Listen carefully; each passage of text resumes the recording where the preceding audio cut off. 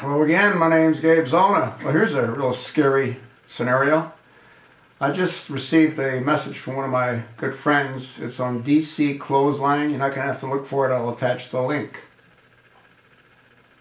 The title: AirAsia CEO dumped shares days before flight disappeared. It goes on to say AirAsia CEO Tony Fernandez dumped 944,800 shares in Toon Insurance Holdings, BHD. That's the organization that provides travel insurance for AirAsia passengers, just days before the disappearance of Flight 8501.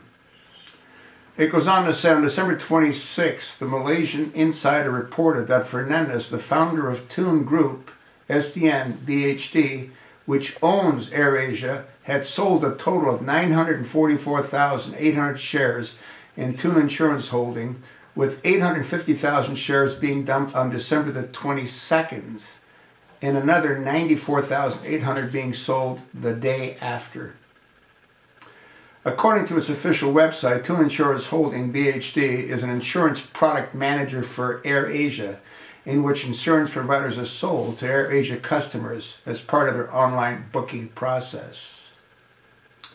The share price of AirAsia and Toon Insurance Holding both fell on the first day of trading after the disappearance of Flight 8501, with the former shedding 12.9% at one point. Toon Insurance Holding lost 0.06%. Fernandez's decision to dump the shares less than a week before AirAsia 8501 disappeared over the Java Sea prompted some to speculate that he may have had prior knowledge of the incidents. Quote, did Fernandez know his company's stock was about to take a hit? The timing is suspicious, as Heavycom adding, if so, it indicates knowledge of an impending attack on AirAsia. Now, here's what's really scary. The story bears some similarity to the unusual market activity in the airline stocks that preceded the September 11, 2001 terror attacks. An extraordinary amount of put options speculating that the stock price will fall were placed on United and American Airlines in the days leading up to 9/11. Hey folks, I don't make the news. I just read you part of what this article says. I'm going to attach the link. I mean, is this a coincidence? I don't know. But I'll tell you what has to happen.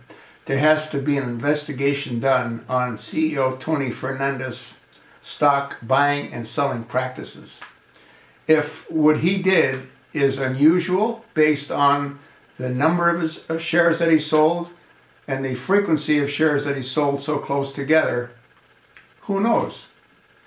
The fact is, as I had said in some of my previous videos, the pilot should have checked the weather between his departing and his planned arriving airport. He should have known that the weather was not conducive for flight. Is it possible that this was in fact a conspiracy? Is it possible that the reason the airplane didn't report any kind of unusual activity or distress call is because the plane was blown up? I don't know. But the good news is, I'm certain they're going to find the wreckage. They're going to find the black boxes.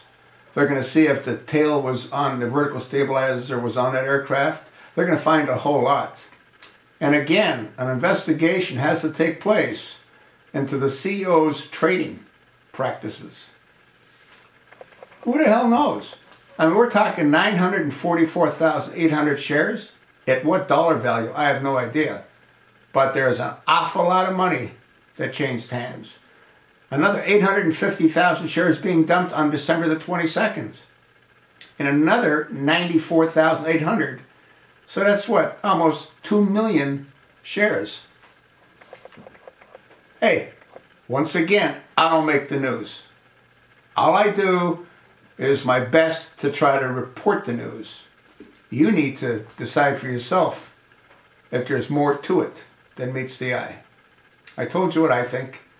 I told you what DC Clothesline thinks. The question now is, what do you think?